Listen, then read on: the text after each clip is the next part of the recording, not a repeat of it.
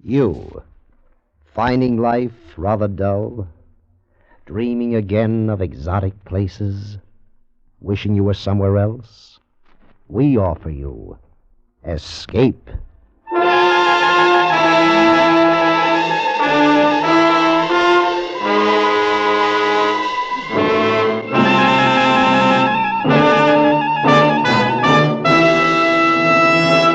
Escape with us now to Istanbul, the nerve center of Balkan intrigue and violence, and the story of a man caught in the fatal web of the most cold-blooded political organization on earth, as Eric Ambler tells it in his famous tale, Journey into Fear.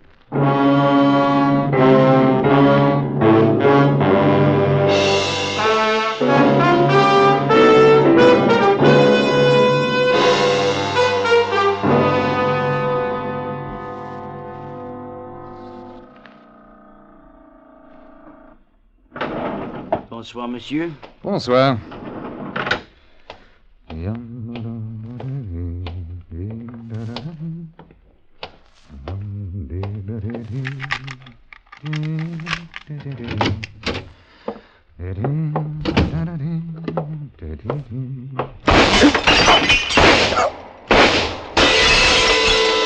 It seemed as if a bar of white-hot metal had been suddenly pressed against my hand.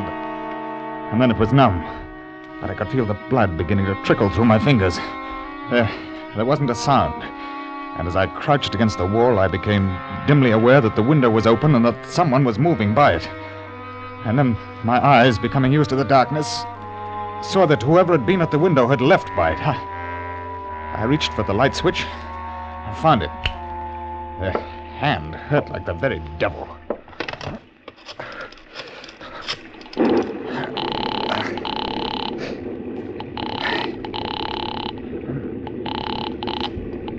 Yes? Is that you, Kopekin? Yes, what is it? I have only this moment come in. Where are you? I'm in my hotel room. Listen, something rather stupid has happened there.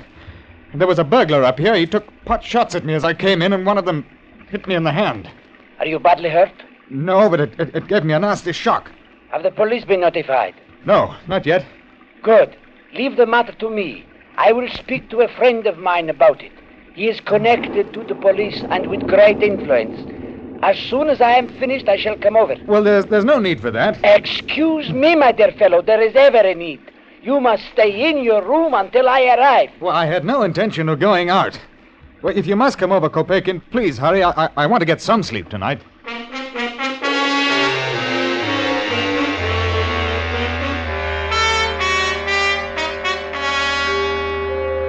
Does it occur to you that this man was shooting to kill you and that he came here for no other purpose? Oh, that's nonsense. The man was a thief. Why should anyone wish to kill me? I'm the most harmless man alive. Are you?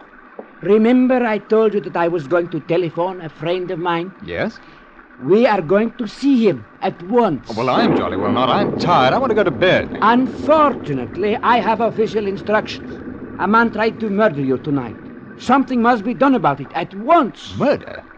Are you out of your mind? I am sorry, my dear fellow. I can understand your feelings. But this friend of mine is Colonel Haki. He's the head of the Turkish secret police. Oh, now look here, Kopekin. What's this all about? I thought you were my company's Turkish representative. And now you talk about secret service and all that rubbish? Please, I cannot tell you anything more. It is to our mutual interest that we go at once to Colonel Haki. You must believe me. All this hysteria of absolutely nothing. My dear fellow, it is most certainly not nothing. Get your overcoat. It's cold out.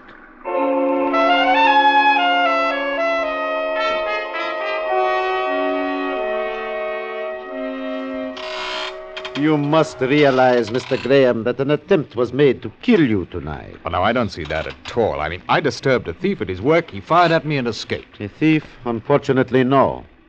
I have a duty to do, Mr. Graham. It is to protect you. Protect me? From what? You are in the employ of Vessels Cater and Bliss Limited, the English armament manufacturers. Yes. You are, I believe, Mr. Graham, a naval ordnance expert. I'm an engineer, and naval ordnance happens to be my subject. Exactly. And your firm has contracted to do some work for my government. certain new guns and torpedoes to rearm our naval vessels. Well, that's true. It is also true that our government stipulated that the work should be completed before spring. Yes? Exactly. Due to the international situation, we must have the equipment in our dockyards by that time. Let us suppose, then, that your thief had not merely grazed a hand, but had killed you. Well, naturally, my company would send another man out. Which would take time, Mr. Graham? Unless, of course, there exist sketches, drawings, and all that they need to know about our ships. Oh. No. I mean, I was forbidden to put certain things on paper. Ah. Then, if you were to die, it would take a great deal of time for another man to accomplish what you have already done, no? And when spring comes, our Navy's strength is still precisely what it is now. Do you know, Mr. Graham, that our enemies will do anything to see that it is so? Anything, Mr. Graham. Do you understand? Oh. Quite so. I have here, Mr. Graham, a photograph of a man. I am aware you did not catch a glimpse of the assassin's face, but I want you to cast your mind back over the time you have been in Turkey and tell me if you have ever seen him before. All right. Hello. Yes. You are sure? Positive. Have a look, Kopekin. He was at the cabaret you took me to tonight. I remember him at the bar. Yes, he was there. Excellent. Banat, Romanian. A hired murderer. We know him well. His price ranges from 50,000 francs upward. His employer is a man named Voroshin, who in turn is hired by his country to eliminate you. Unfortunately, we possess no photograph of him. I begin to understand. Of course you do. Now, we face the problem. You must return to England safely. But how? The train is out of the question. You wouldn't live for an hour. The aeroplane.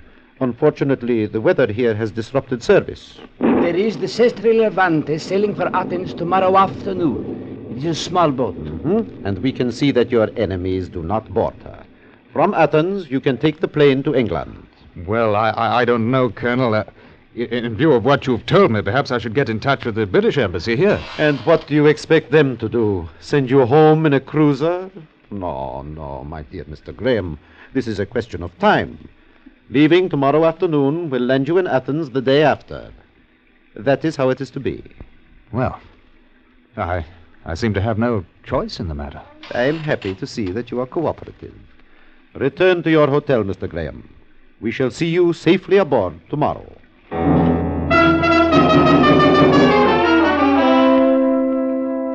The next afternoon, Kopekin and Colonel Haki saw me aboard. As a bon voyage gift, they presented me with a bottle of Johnny Walker and a small pistol, both of which I put in my suitcase. Besides myself, there were 4 other passengers, all of whom Colonel Haki assured me were harmless. The gangway went down. I felt the ship sway gently, and the journey had begun. My companions were an odd assortment of continental travelers. There were the Matis, who occupied the cabin next to mine, a middle-aged French couple who argued incessantly. Their voices penetrated the thin wooden bulkhead with dismaying ease. The sheets are damp. No, it is simply that they are cold. It does not matter. You think not. You may sleep as you wish, but do not complain to me about your kidneys. Cold sheets do not harm the kidneys, Sherry. We have paid for our tickets. We are entitled. Then there was a Mr. Couvetli, whom I learned at the dinner table was a dealer in tobacco. A short, heavy man with a smile fixed like that of a ventriloquist doll. I go to England. Trade in tobacco is very good. England buys much tobacco from Turkey, you know. With American dollar so expensive and possibility of war, it is good business, Mr. Mati. So, I arrange a good deal of transportation for tobacco companies. What company do you represent? Passar of Istanbul. Passar? I must say these ravioli are exquisite. The last passenger was a thick, round-shouldered man with a pale face and prominent blue eyes. He introduced himself over a brandy on the lounge. My name is Haller, Dr. Fritz Haller. I'm a German, West German. And I am on my way back to my country. Oh, have you been long in Turkey? A few weeks. I came there from Persia. Your oil business, hmm? No, Mr. Colonel. Archaeology. Oh, how interesting.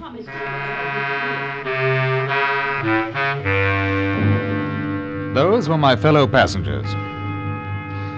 At 9 o'clock that night, the cutter came out from Kanakkale to take off the pilot, and with it came a telegram. It was from Kopekin in Istanbul, and it read, H requests me to inform you that Banat left for Sofia on train. All well. Safe journey to England. Best wishes. I thought of the pistol in my cabin, and I laughed to myself.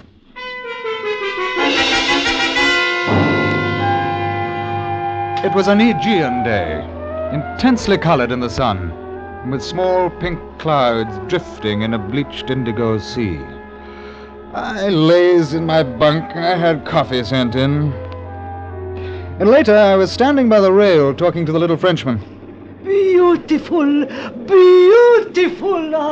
My wife has no appreciation for the lights such as these. Oh, what a shame. My wife, you mean? Oh, well, one cannot have everything. She is a wonderful cook. How fortunate. Yes. Oh, by the way, have you met our new passenger? New passenger? Yes, didn't you know? We stopped at the island of Lemnos during the night. He came aboard then. A Greek, I think. I hardly heard what he said. Very sociable. Because at that moment from the lounge stepped a man. Beneath the high-crowned, soft felt hat with the pale, doughy features of a face I had seen before. A face in a photograph. A photograph that Colonel Haki had shown me. It was the man who had tried to kill me. The Romanian. Banat.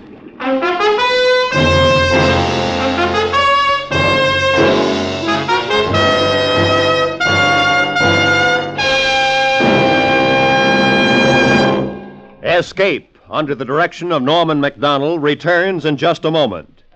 Even the children cheer when they know school's open in our Miss Brooks' classroom. Yes, she's here, charming, romantic, utterly madcap, and played to the hilt by Hollywood's Eve Arden. You'll love her, you'll laugh with her, again tonight on most of these same CBS stations. Our Miss Brooks, starring Eve Arden. And now, back to Escape.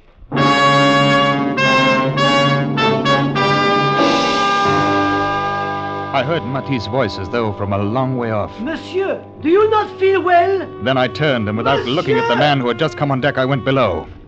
Somehow, Banat must have learned that I was on the Sestri Levanti. He had taken the train for Sofia, and then as soon as it had crossed the Greek border, left it. It was a simple thing to fly from there to Lemnos. I thought of the telegram. Oh, well, those idiots. And now I was caught. Banat wouldn't miss twice. He was a professional murderer. I had to get help, and so I went to the purser's office. He was a precise little man who smiled when I talked to him. Look, I found out there is a man on this ship who is here for the express purpose of murdering me. Indeed? And what is his name? Banat. B-A-N-A-T. He's a Romanian. Banat. One moment, sir. And now look here, you don't suppose he'd give his real name, do you? Banat, no. There is no one of that name or nationality aboard. He got on during the night at Lemnos. Oh, there is Mr. Mavrodopoulos. He's a Greek businessman. That may be what his passport says. His real name is Banat, and he's a Romanian. Have you proof of that? Have I? Now, look. If you'll just radio Colonel Haki of the Turkish police at Istanbul, he'll confirm what I say. As I say, sir, we do not have radio for that purpose. I suggest that you leave the matter until we reach Athens. But can't you understand that man intends to kill me? No, sir, I do not understand. Nobody on this ship is going to murder you. There are too many people about. Oh. You have had bad dreams. It is ridiculous. I want to see the captain. I am extremely busy, sir. If you will close the door as you leave. I was almost sick with fear and anger as I left, and I went back to my cabin. Well, I could still go to the captain, but I could well imagine his reaction to my story. There was no proof, and these people were loath to stir up international complications. No. I was alone with my murderer somewhere on the ship with me. And then I remembered the revolver Kopekin had given me. I'd never handled a gun before, but at least it would give me a chance. It was something. I went to my suitcase and I opened it.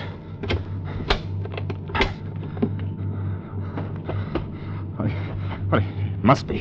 And I put it in myself just before I got on board. It had to be there.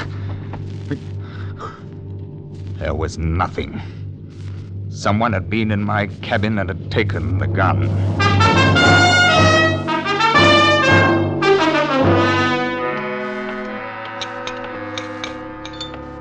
Mr. Graham, we were all worried about you. I told them that you had the sickness. Too much sea. Oh, oui, c'est toi. Oui, ma chère. Well, I'm sorry. I had rather a bad headache. I hope that it is nothing serious. No, thank you, Mr. Haller. Have you met Mr. Mavrodopoulos? No. I haven't had the pleasure. This is our English friend, Mr. Graham. How do you do? Nice. The soup is nauseating, Monsieur Graham. I suggest that you do not partake of it. When this Must you keep on? Sorry, my dear. Tell me, Monsieur Mavrodopoulos, are you bound for Athens, or do we enjoy your company as far as Genoa? I go to Athens. Then perhaps I continue on. Or perhaps not. A difficult decision, eh, Mr. Mavrodopoulos? Yes. And notice your hand, monsieur. This bandage. An accident? Nothing serious. A bullet wound, to be exact. Some dirty little thief took a shot at me in Istanbul. Dirty little thief, huh? You must look after yourself carefully. You must be ready to shoot back. Next time. Oh, I shall. There's not the slightest doubt of that. To carry a pistol, huh? Naturally. That is good. One must be so careful. You should be very careful. I don't think it's necessary. That sort of scum doesn't risk his skin with an armed man. The grin that had been on the Romanian's face faded. He hadn't liked that. And then I thought of something. Banat had taken my gun. It must be somewhere in his cabin. If I could slip away for 5 minutes, there was still a chance. As soon as the luncheon ended, I excused myself and I wandered off. I could see Banat engaged in conversation with Mati, and I prayed that it would be a long one. Banat's cabin was strangely bare. A gray raincoat hung with a soft hat behind the door, and a battered suitcase was under the lower berth. But the gun was nowhere to be found. Nor was it anywhere in the cabin. I went to my quarters feeling helpless and needing a drink to steady my nerves. I have been waiting for you, Mr. Graham. Oh, Mr. Haller. I rather think that you have been looking for something. A gun, possibly? Would this be it? Well, I don't understand how you... No, Mr. Graham. Please, don't come any closer. Sit down. I came to have a little talk with you. Sit down. You know, Mr. Graham, poor Mavrodopoulos, or should I say Banat, is quite upset as I am. You have caused us a great deal of trouble and money. Yes, I begin to see now. I wonder if your name happens to be Voroshin and not Haller. Oh, dear me, I had no idea that you are so well informed. Colonel Haki must have been in a very talkative mood. And did he know I was in Istanbul? I don't think so. I thought not. You see, in order to take care of you, I had to take a hand myself. Banat was extremely careless at your hotel. When I found yesterday morning that you were to leave on this boat, I had to move very quickly. Luckily, there was a man named Haller who had booked passage with his assistant 3 days ago. Therefore, I took over his ticket and passport. Poor unfortunate. But it would have been awkward to book passage at the last minute without attracting Colonel Haki's attention. Yes, I imagine it would. Well, now, supposing you come to the point. Certainly. It must be clear to you that we cannot allow you to return to England. The obvious method of ridding ourselves of your presence is to shoot you the moment you land. But that could become complicated. It could. The other alternative is to induce you to take a holiday for 6 weeks or more. I see. In other words, you hold up my return to England so that my company's work would be delayed to the point of uselessness for the Turkish government. You have a keen mind, Mr. Graham. Tonight, we reach Athens. If you like the idea, you will live to see your England again. And if I refuse to take this holiday? Then things will be complicated, will they not? I think you're bluffing. Hasn't it occurred to you that I shall repeat this conversation to the captain? It has occurred to me. As a matter of fact, the purser was telling me about your little talk with him this morning. I'm afraid that the ship's officers, including the captain, have enjoyed the joke very much. They call you the mad Englishman and laugh. Well, Mr. Graham, which is it to be? If I take this holiday, where will it be? In a charming villa near Athens. You will enjoy all the comforts of home, I assure you. I shall give you an hour to think about it. Remember, we are not at war, Mr. Graham. You are not a soldier. In reality, you are doing your country no disservice. No one will ever know. He left me alone. It was not a pleasant choice he had given me. I knew that Banat and he could keep their promise to kill me when I landed. And I was equally sure that the holiday Voroshin spoke of would be a very long one. That either way, I should never return to my wife or to England. And I sat for half an hour smoking and trying to think. And then I remembered. Matti!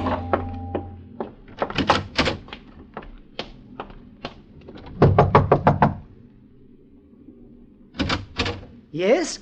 Oh, Monsieur Graham. May I speak to you for a moment? But of course. What is it? Monsieur Graham, ma chère. Would you come into my cabin? Certainly. I shall be back in a moment, my dear. I need your help. I thought that you looked serious. Is it money? No, I want you to take a message for me when we dock at Athens. A message? Monsieur Matti, you are the only man aboard I feel that I can trust. I am honored. Listen. I'm employed by a British armament manufacturer. I'm working in joint service with the British and Turkish governments. No. When I get off the ship tonight, an attempt will be made to kill me. This is true? Yes, I'm afraid it is. What I want you to do is to go to the Turkish consulate in Athens and give him a message for me. Will you do that? I will do it. You realize the message is highly confidential. I will say nothing. Thank you. All right, then, this is it. Inform Colonel Haki, Istanbul, that Graham is forced to accompany Soviet agents Voroshin and Banat, traveling with passports of Halle and Mavropolis.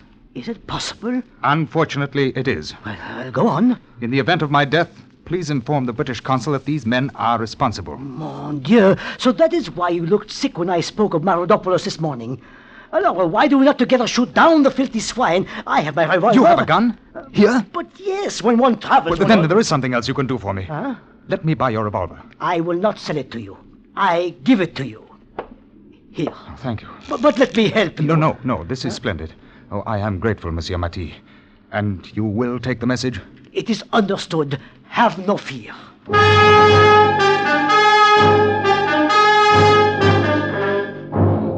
Half an hour later, I told Voroshin that I would agree to his plan.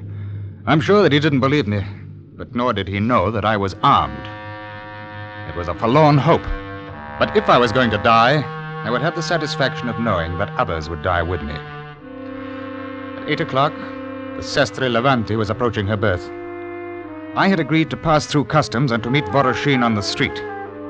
As I stood at the rail watching the quay drawing closer, I saw Banat standing to one side, hand in pocket and a fat smile on his face. He knew that he was going to earn his fee tonight. Voroshin stepped off the ship first, turned, waved cheerily to me. Banat followed him, and they both disappeared into the customs shed. I walked slowly down the gangway, and Mr. Kuvetli came pushing after me. Mr. Graham, please. Yes, what is it? Colonel Haki would be very angry with me if I allowed you out of my sight. Haki, I wanted to tell you before on deck, but Banat was watching. I did not dare to say anything earlier. Your face gives away too much, Mr. Graham. You, Kuvetli, you're a Turkish agent? One of Haki's men? Yes.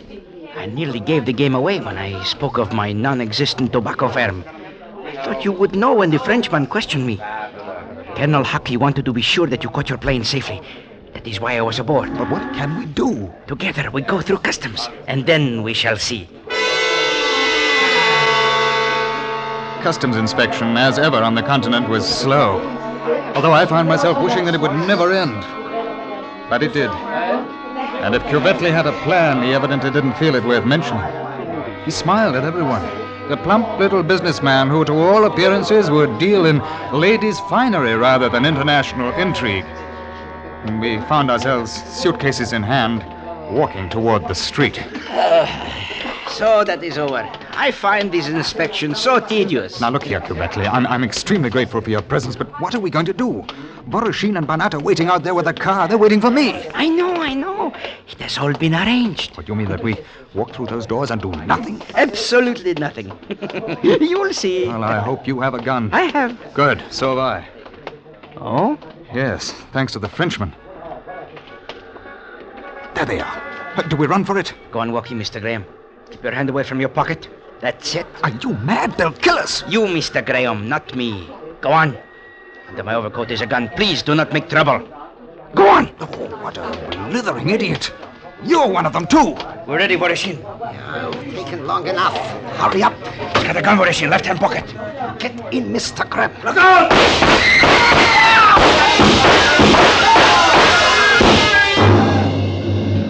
I remember a perfect fusillade of shots, and then something cracked me on the skull, and I was falling.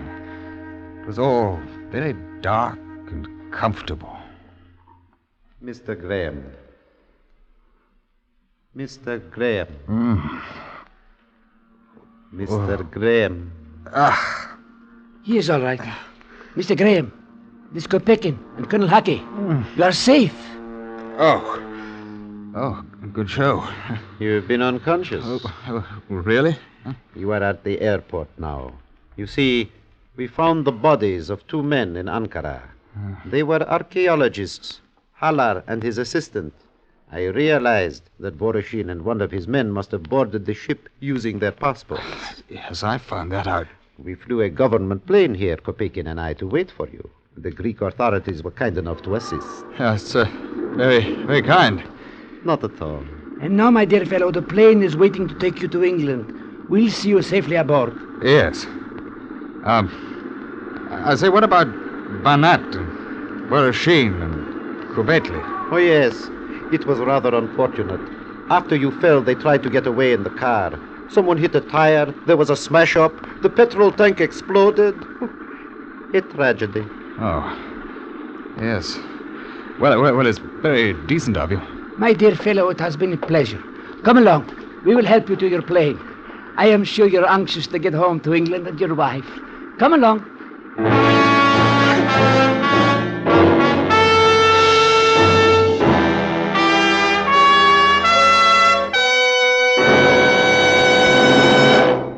Under the direction of Norman MacDonald, Escape has brought you Journey into Fear by Eric Embler, especially adapted for Escape by Anthony Ellis. Ben Wright was starred as Graham. Featured in the cast were Wilms Herbert, Edgar Barrier, Rolf Sedan, Ann Morrison, Jack Crucian, Lou Krugman, and Shimon Ruskin. The special music for Escape was composed and conducted by Ivan Ditmars.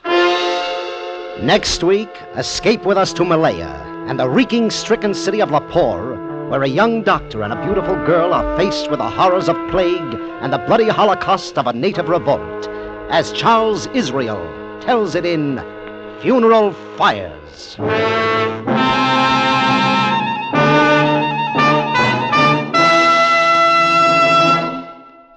Stay tuned now for Make Believe Town, which follows immediately on many of these same CBS stations. Roy Rowan speaking for CBS, where you spend an hour with Frank Sinatra every Sunday afternoon on the Columbia Broadcasting System.